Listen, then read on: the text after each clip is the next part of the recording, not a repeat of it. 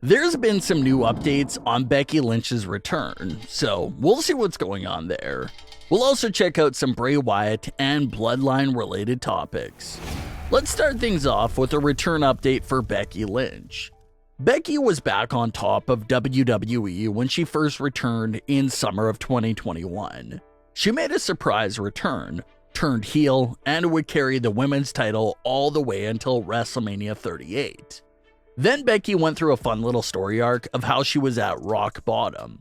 She lost at WrestleMania, went on a losing streak, even tried competing for the 24/7 title because the character just felt like she needed any piece of gold to bring back her happiness. But after that strain of bad luck, Becky would eventually get back on track and start climbing back into title contention and face Bianca Belair at SummerSlam 2022.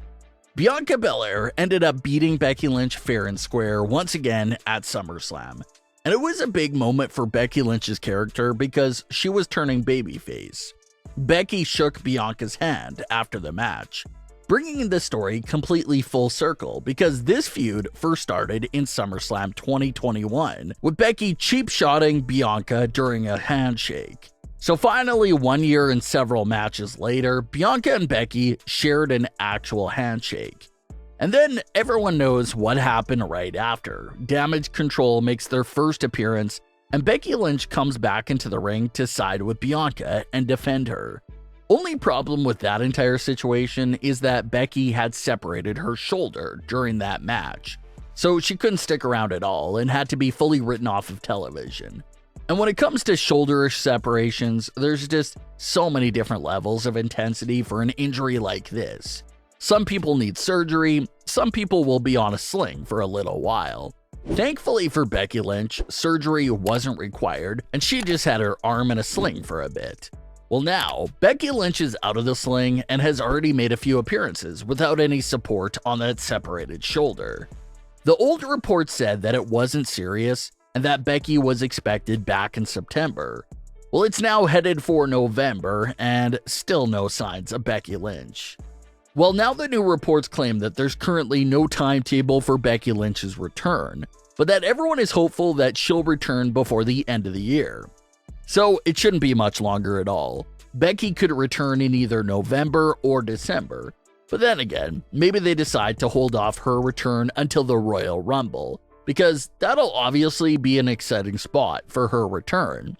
And we can't forget about the rumors that we could see Becky Lynch versus Ronda Rousey at WrestleMania 39.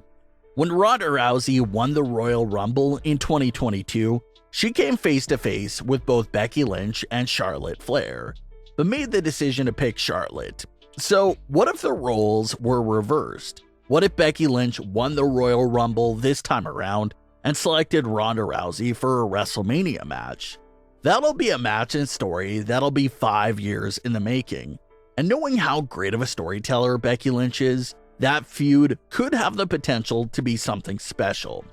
So that's the latest on Becky Lynch's return. Maybe it'll happen within the next few months before the end of the year, but if not, Becky should definitely be on the high list for possible surprise entrants for the 2023 Women's Royal Rumble match.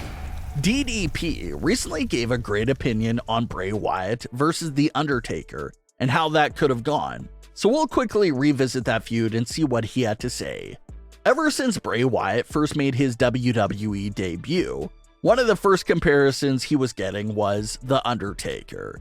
Both characters shared this mysterious and dark mystique about them that fans just instantly labeled Bray Wyatt as the next generation's Undertaker. The comparison in Dream Match actually came to life at WrestleMania 31 in 2015.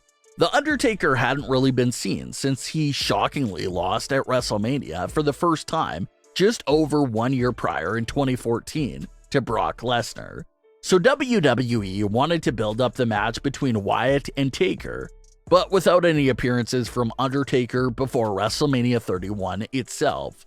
So that was another big obstacle with the build-up that Bray had to overcome. Bray Wyatt built up the story for this WrestleMania match all by himself, with no physical appearances from Undertaker at all before WrestleMania. Taker would show up for the match itself, defeat Bray Wyatt, and that was pretty much that. But DDP recently revisited this old feud between Wyatt and Taker and explained why Wyatt should have been the first one to end the undefeated streak. He had this to say during his podcast, quote, "Always thought Bray should have beat Taker, and he becomes the next Taker. Taker could only go so long. Who's going to get that next spot? And I always thought it was him. I talked about it for years. Why would Brock beat him? Brock didn't need to beat him.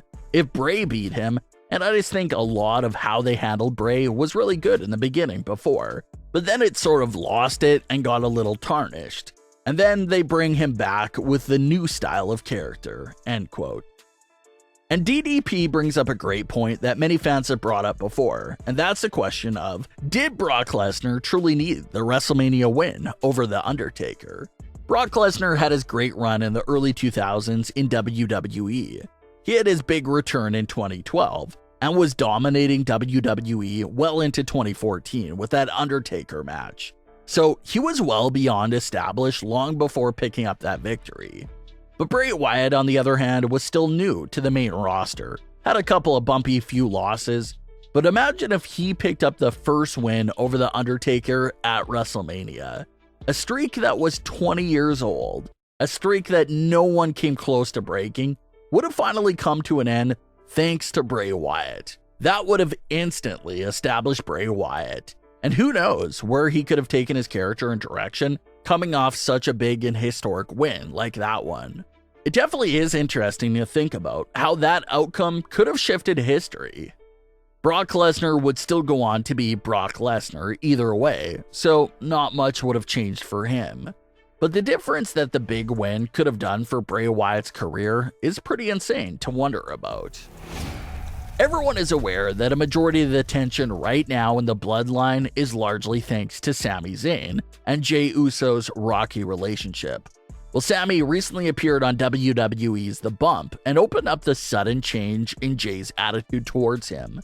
He had this to say, quote, "It's getting kind of weird with Jey, because we used to get along great. I've known them for 10 years. We've always got along, like peas in a pod. But this time around, things are a little different. He is a little different. In the last 9 or 10 years, whatever it is, I've known him to be like this. So snappy and so angry," end quote. So things are definitely continuing to heat up between Sami Zayn, Jey Uso, and now Roman Reigns as well. Tension is only getting higher week after week, but fans still think that they're gonna let this play out for a while longer. There's been little teasers here and there, like when Roman gave Sami a new shirt. For a moment there in that segment, Jey was excited because he thought Roman finally woke up and was kicking out Sami, but it didn't happen. Then Kevin Owens has told Sami several times that he's above all this stuff that he's doing right now with the bloodline. So eventually, all this tension will implode and something will happen. Fans still think the direction of Sami getting betrayed by the bloodline and coming back to take revenge on them with Kevin Owens by his side is the most likely outcome. So we'll have to see what the payoff is there and why Jey changed so fast towards Sami. But what are your thoughts on today's stories? Leave your comments below. Don't forget to subscribe with all notifications on, and leave a like if you enjoyed. Thanks for watching, guys.